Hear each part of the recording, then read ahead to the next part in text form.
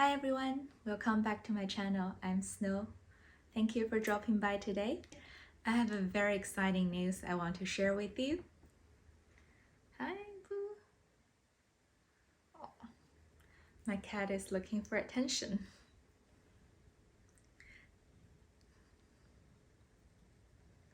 Oh, okay, you can stay here. I'm 20 weeks pregnant. So far the baby is healthy, I'm healthy, and everything is going very well. We found out about this amazing news on March 17th, which is the St. Patrick's Day, and I will insert a clip here to show you when we first found out. I found out that I'm pregnant. I can't believe this seemed to be real, so I'm going to get another pregnancy test. Hopefully I'll show the same result.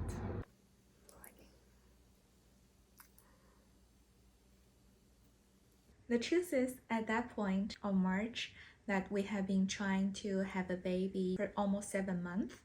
I always had the Marina IUD before family planning. By July last year, I decided to remove it, and it's just a few months before my wedding, because at that time, both my partner and I felt like we're ready to have a baby. And you know that the doctor always warns you that if you don't have protection, or if you take out your IUD, you might get pregnant the next day. That's why both my partner and I felt like getting pregnant must be an easy thing. And to increase our chances, I even got the ovulation strips in order to track my cycle. But getting pregnancy is definitely more emotional and much harder than we both expected. Each month I was so hopeful, and if my period was late by a day, I got super excited and then quickly get disappointed.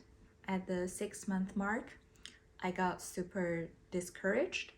At that point, it's almost like end of December, beginning of January of this year. I decided that I don't want to track my ovulation anymore, and I stopped using the strips. I started to do some more research about fertility clinics, but most of the article that I've read always suggested that, oh, you don't have to go to a maternity clinic until if you have been trying for a whole year. So my partner and I decided to just relax and take it easy and just see what happens. I definitely felt like it was like a roller coaster, because sometimes it can be really high and sometimes my emotion can be really low. And by March this year, my period was late by about like 10 days. I decided to take another pregnancy test. Even though at this point I've seen so many disappointments, I was just telling myself, why not, just to see. And I can't believe I found 2 lines on my pregnancy test, because I've seen so many pregnancy tests with just 1 line, and this time when I saw 2 lines, I was like, is this a defect, So I tested again, and I also see 2 lines. So I ran to my partner, I was like, oh my god, we're having a baby. And he was shocked. He's like, really? Is it accurate? So next day we went to the drugstore and we got a digital test, and it also showed that we're pregnant. And at that point we were both so happy, so excited. I would say it is one of the best feelings I had ever. I was full of hope and can't wait to see what our baby gonna look like. I was dancing around the house. In Chinese tradition, you're not supposed to share the news that you're pregnant till maybe by 12 weeks. But we were just so excited. We shared the news with our family right away. Our parents are very, very excited for us as well, because they have been wanting this maybe even more than us. When we found out about the news that we're having a baby, I started to call maternity clinics right away, because I live in British Columbia. It is always challenging to find a doctor in here. So the first step I took, I called my family doctor first, let him know and ask him if he has any recommendations of any maternity clinics. He recommended one place, but when I called, they immediately said, oh, we're full for November. I was like, oh, it's a bad sign. So I continued calling for another 5 or 6 clinics, and they were all like, oh, we're full for November. To be honest, I was shocked because I found out my pregnancy about the 3 or 4 weeks mark, and I felt like it's quite early on, but all the clinics are all full for November due dates. But I kept calling, and in the end, finally, one clinic said they still have 1 spot for November, and they told me the reason why it's so hard and challenging is that all the maternity clinics, they have a certain amount of spot for each month, and the clinic that I got in, they only have 8 spots. So I felt super lucky. At this moment, I finally felt like, oh, I can relax. I have a doctor I can speak to. At this day and age, that we really should have a system that all the maternity doctor available in your region should be in the system or on a website, and the client can just register and put on their due date in there, and the system can make recommendations who is available at what time. There's no need for an extra stressor for people who are pregnant. Especially, I've heard stories on Reddit that there are people who couldn't find a maternity doctor, so they have to go to walk-in clinics during the pregnancy. And I want to talk a little bit about my symptoms during the first trimester, because I'm still in my second trimester, so I'll share that experience later. I would say I had all the symptoms that people describe that will happen during first trimester. And the hardest time probably for me is around week 7 and week 8. At that time, I vomited a few times a day, and I always felt like so bloated. But luckily, my doctor was able to prescribe me some medication for it, and my symptom got a little bit better. It's funny that those symptoms were called morning sickness, but most of my symptoms comes around 4 p.m. I was definitely tired all the time. The doctor suggested that I should be active for about 150 minutes each week. I was like, how? I wasn't even active for 150 minutes each week when I'm not pregnant. And at that time, I just want to lie down and do nothing most of the time. Throughout the first trimester, I burped a lot. I've never burped that much in my life. I loved sour food, and I still do. Lots of people ask me if I have food cravings. I don't have anything specific, but I hate when people cook rice inside their house or onions. So now I have to cook rice outside of my house. But I love eating rice, just not the smell.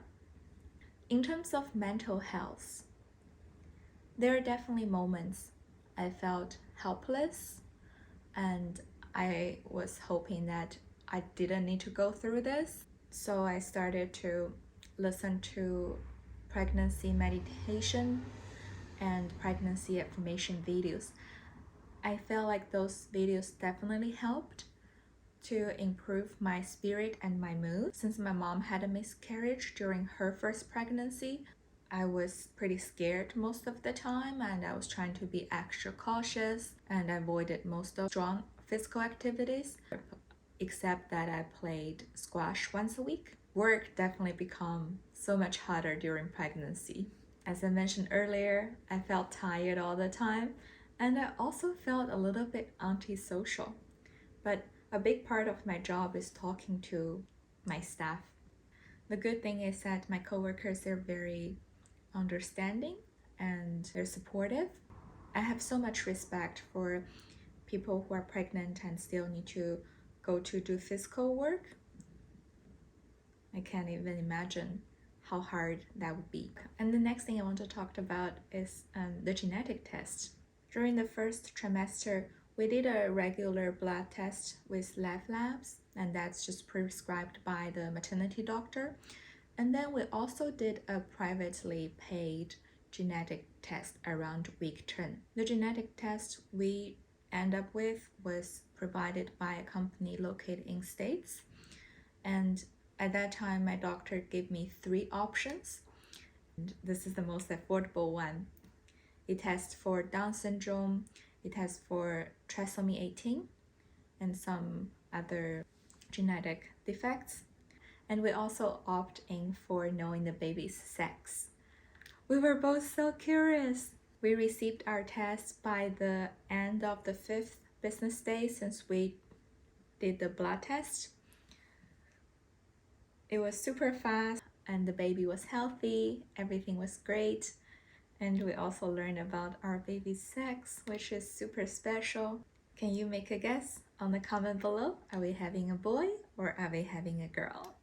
The reason I want to talk about this genetic test is that in British Columbia, if you go down the route of the privately paid, they test for all the genetic things except for the neurotube defects.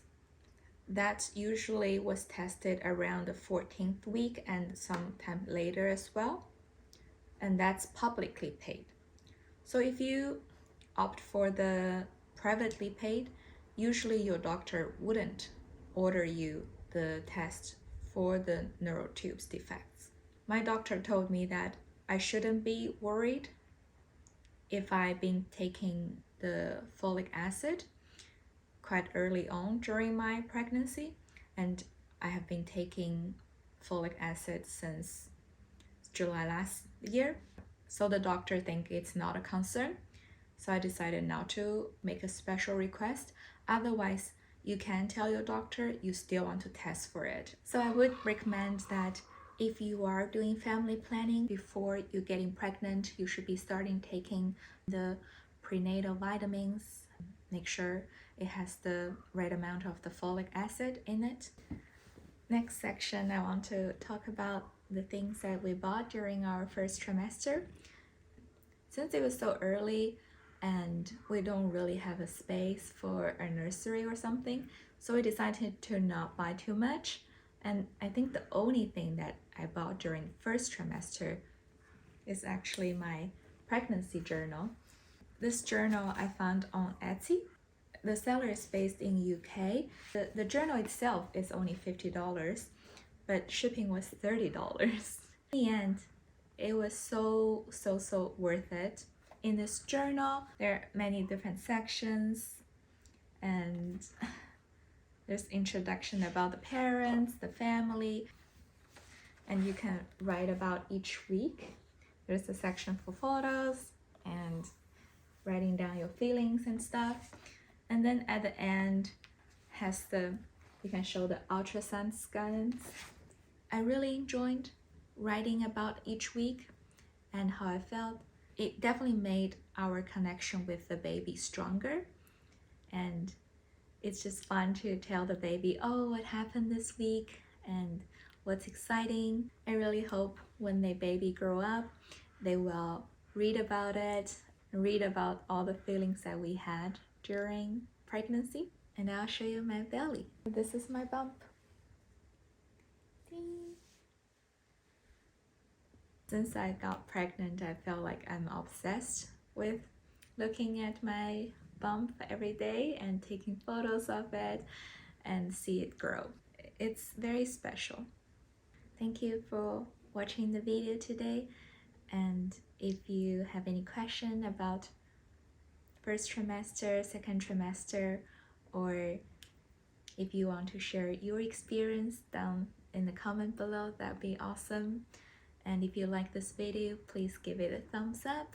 Due to pregnancy, the frequency of my video has been slowing down a little bit. Feel a little bit more energetic. I'm gonna try to catch up, and I'll definitely share my experience during my second and my third trimester with you as well. I really want to share this journey with you. Please subscribe to my channel. Thank you for watching. Bye.